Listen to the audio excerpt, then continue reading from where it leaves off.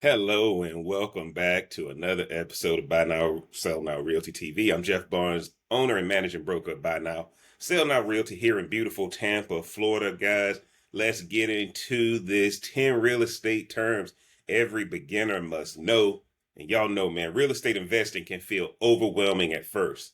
Not because it's impossible, but simply it's because the language can sound like a foreign dictionary. Words like equity, cash flow, ARV get thrown around like everyone is just supposed to know them. But here's the truth, guys. Once you understand the basics, you'll realize it's not that complicated. In today's episode, guys, I'm breaking down 10 real estate investing terms every beginner must know in plain English so you can feel confident, not fearful every time you hear them. Now, and if you're serious about learning real estate step by step, go ahead and hit that subscribe button. This channel is about steady growth, not hype. Y'all got to understand, man, a lot of my time in real estate is spent with people not trying to live in a house anymore. Guys, those days of people trying to find a place to set up roots and all of that. No, I got people who are renting apartments but buying homes as cash flow opportunities, right? They don't see the house as the nest egg and all that kind of stuff anymore, or their piece of the American pie.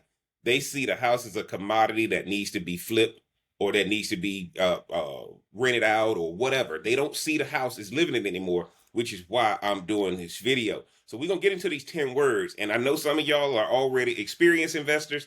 This is for really the person who's really trying to get started. But I want to make sure y'all understand these words so that when you're sitting down talking with an agent or when you're negotiating with a seller, all these things, or when you, more importantly, when you're talking to a bank or somebody who's going to finance this real estate investing dream, you know these things that they want to measure. Okay, let's get started. Simple word. First one is equity. Equity is simply the part of the property you really own after subtracting what you owe. If your house is worth $200,000 and you owe $150,000 to the bank, you've got $50,000 in equity. That's your ownership. That's your skin in the game. Now, most people think equity only matters when you sell, but here's the real secret in real estate investing. Equity is borrowed against. It's like a savings account that you didn't realize you had.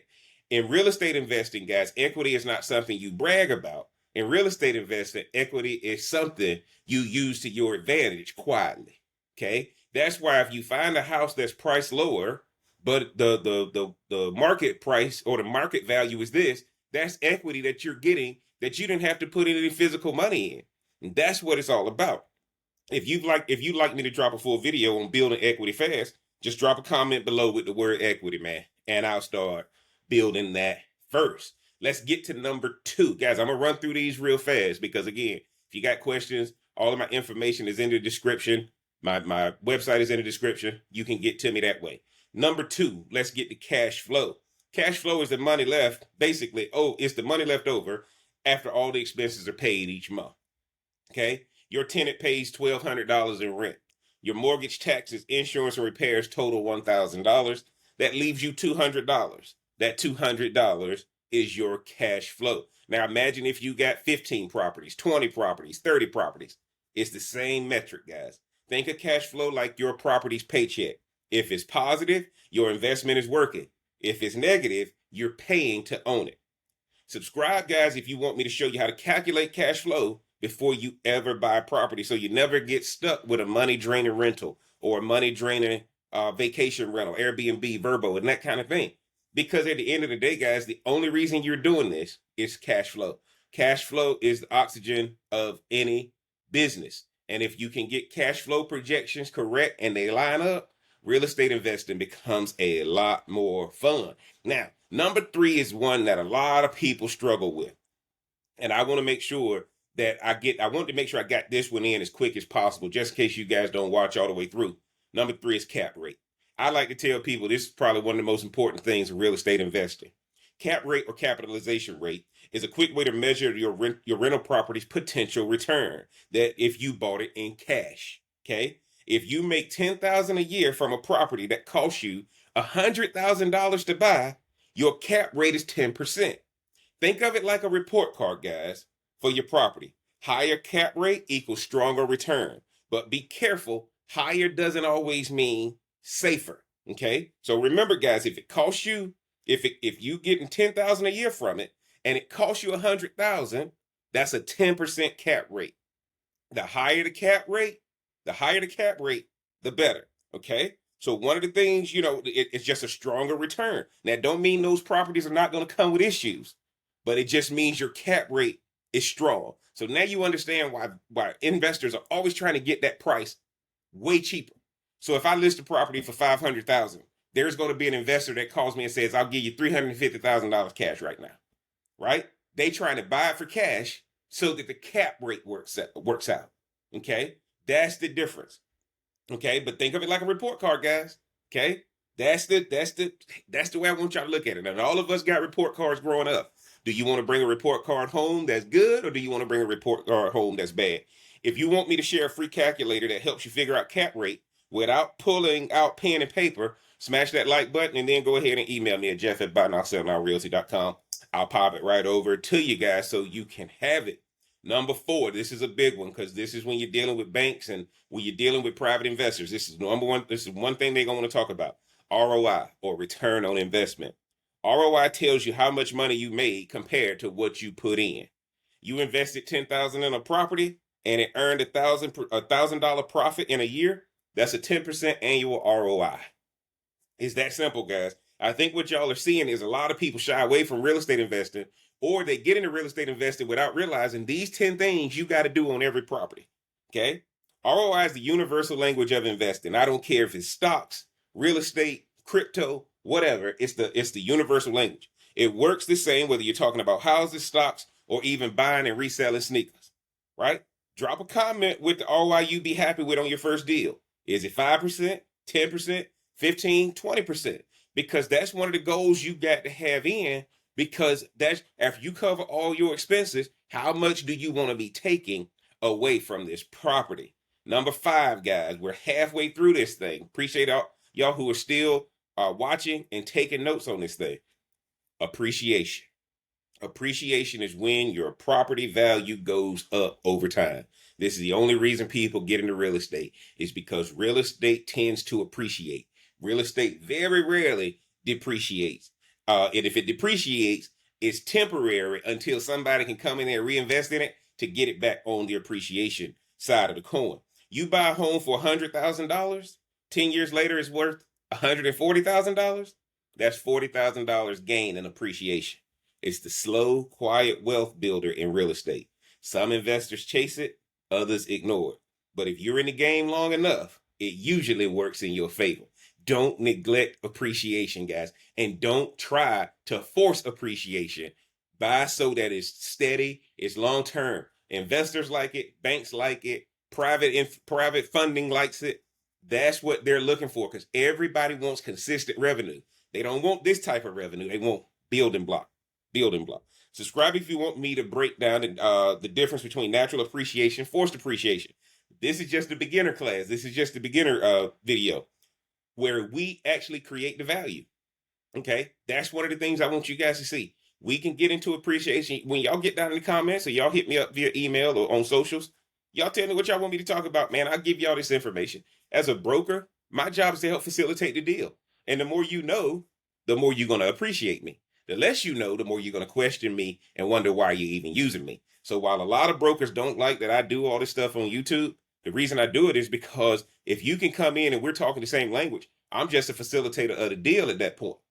Now you're understanding everything that's going on, and we do deal after deal after deal after deal. Let's get into number 6, man. You may have heard it as LTV, but that really means loan to value ratio. Loan to value ratio is the percentage of a property's value that a bank will lend you. Example, if a property is worth $200,000 and the bank offers you 80% loan to value, they'll cover $160,000 and you bring the other $40,000. Okay, guys? Basically, the bank's way of saying, we'll cover this much, you handle the rest. Loan to value is going to be critical. Loan to value is going to be critical, right? And so the bank is telling you what they're loaning you for the property because the bank wants you to have that skin in the game. Okay? The bank is saying if you got some money invested, more than likely you ain't going to walk away from it, or more than likely you're going to take it seriously. Now, in some situations, will they do 100% loan to value? Will they do 90%? Absolutely, depending on the ideal scenario of the house. And it happens, guys. I've seen it. And if you're an investor who can get 100% loan to value, you cooking with gas at that point. You walking in tall cotton at that point. But a lot of times when banks see investors, they try to make them put skin in the game because you're not actually living in the property and you see the property as a transaction versus the emotional attachment if you're living in the house. If you'd like me to do an episode just on different loan types and how loan to value impacts your down payment, let me know in the comments, guys, because this is one of the biggest things you're going to find. And at the end of the day, now you understand why so many people are trying to go on the cheaper side as possible with some of these flip properties they want to get. They trying to buy the cheapest property they can because let's just say you found a property that was a crap shoot and it was horrible looking. It's an ugly house, been dilapidated, all that stuff, but they charging you $20,000 for it. Well, if the bank gonna give you $16,000, it's a lot easier for you to come up with $4,000 than finding that $400,000 house that the bank gonna give you $320,000 for, and you got to come up with $80,000. Y'all see the difference? Now you see why people are going for the cheapest house possible, because if their investor or their bank is only giving them 80%, now they got to come up with the rest of the cash. Okay. Number 7, here's another 3-letter acronym: ARV, after repair value. Guys, I get this call all the time. Hey, Jeff, how much you think it'll go for once I fix it up? ARV means what the property is worth after it's been fixed up. So as a broker, I use my tools to tell you what I think it will be. You buy a fixer upper for $100,000. You spend $30,000 on the renovations. If the home's new value is $160,000, that's the after repair value. And one of the things I try to tell people is, if you put your renovations in it, right, the goal should be to double the price. The goal should be to double the price. So when you're trying to put your upgrades or your repairs, my goal, if I bought it for $200, I got to put what in it that's going to allow me to get $400,000 when I list it or more. That's the one thing I'm trying to tell people. And you got to go through the permitting process. You got to go through all of this stuff. But it's worth it if all of a sudden, okay, I paid $200,000 for a property. I'm going to put $7,500. I'm going to put $75,000 into it, and I'm going to sell it for $400,000. That's the after repair value. The more you go through permitting and the more money you put into that house to flip it, the more your after repair value goes up, and banks love that. Don't do shit sharp methods, right? That's going to ruin your after repair value, because when the agent is walking the property with the potential buyer, they're going to see everything you went cheap on. Now that means they got to fix it. But you're selling it for a certain price that it may not be any equity for them to fix it. It has to come out of their pocket. And then you got to do seller credits and all that kind of stuff, right? Flippers and wholesalers live and die by this number. Get it wrong and you lose money. Get it right and you win. Subscribe if you guys want me to do a breakdown of how I estimate ARV without ever leaving my desk. Let's get to number 8, guys. We're almost done, almost to the end.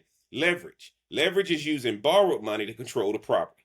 Instead of buying a home for $200,000 cash, you put down $40,000 and borrow $160,000. You now control the whole house without paying full price. It's the secret sauce of real estate. Done right, it multiplies your wealth. Done wrong, it multiplies your risk. It's important that you have leverage, guys. This is Robert Kiyosaki, Rich Dad, Poor Dad 101.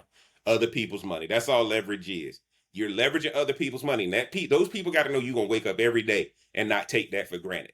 I tell people I'm at my best when I wake up owing people money, because it keeps me fresh. It keeps me relevant, right? It keeps me focused and it keeps me dialed in. And if you're going to be in real estate, you want to have people that's going to give you money that you can leverage so that you can keep expanding. Hit the like button, man, if you want me to do a whole episode on the pros and cons of leverage. Y'all tell me what y'all want to hear, man. I'll do the video on it.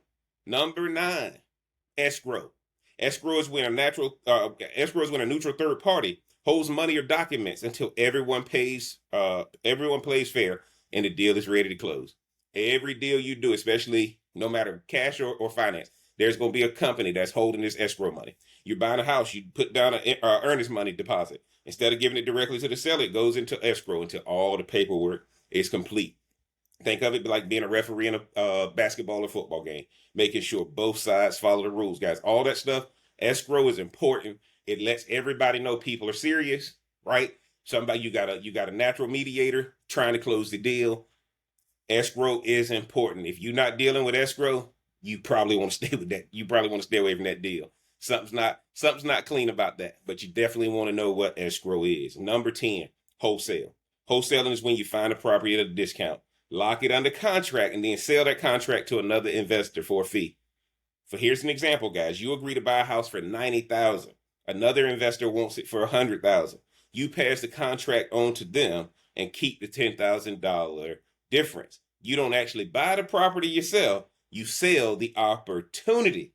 Okay. Now that again, that was probably I put this in here because I'm trying to get y'all to know that the next video we do on real estate investing terminology, we're gonna keep getting bigger and bigger because it's not something you feel. I don't want you to feel like you got to go at this alone.